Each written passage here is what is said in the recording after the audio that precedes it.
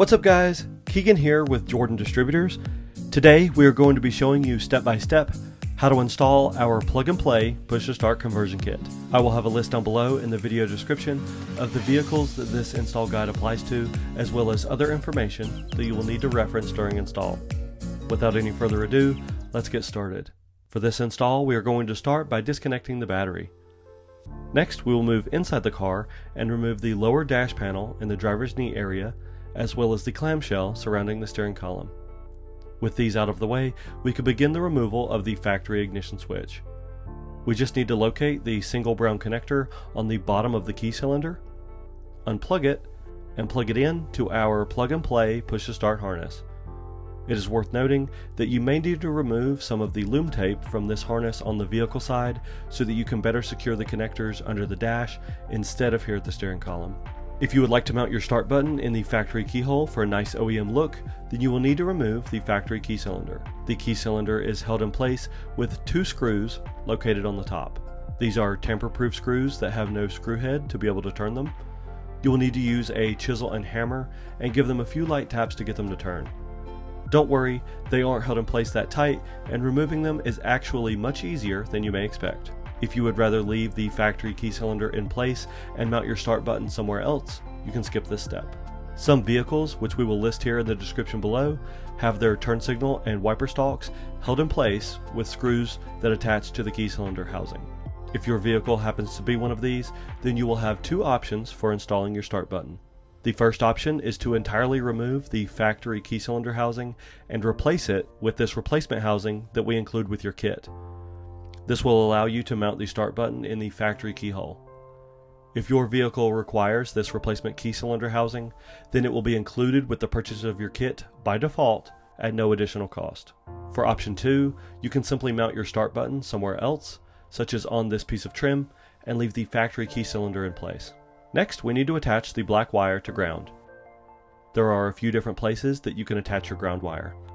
We have found it easiest to place the ring terminal under one of these nuts found here at the brake pedal assembly. Next, we need to attach the quick connector from our kit to the brake switch. We will have a chart in the video description below that shows which color wire you will need to attach to in your specific vehicle.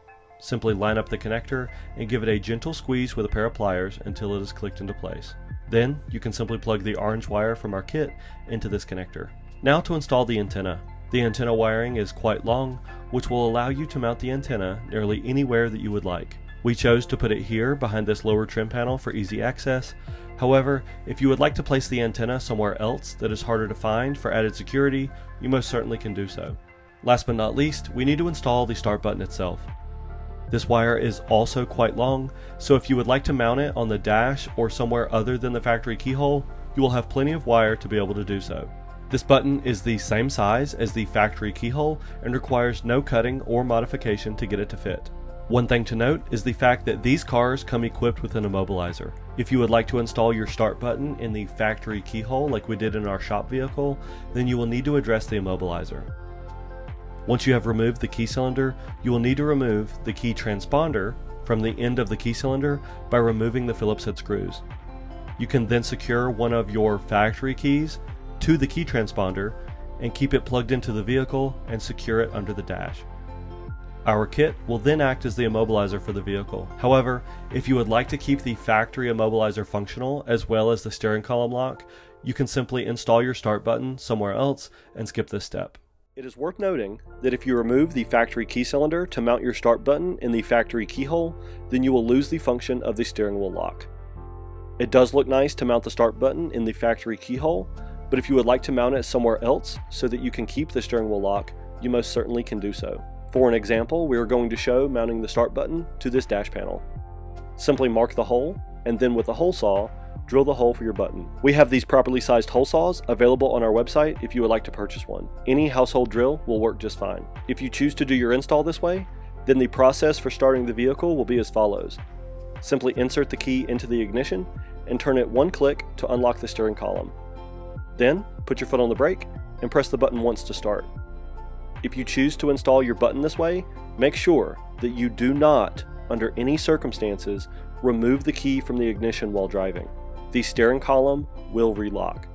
Now, the only thing that you have left to do is plug everything in to the push-to-start module, secure this box as well as the wires neatly under the dash, and reinstall the clamshell and lower dash panels. The install is now complete. Go ahead and reconnect the battery, scan your key tag over the antenna, put your foot on the brake, push the button, and the car will start right up. Let's start it up. If you want to see the future, then take a look at us.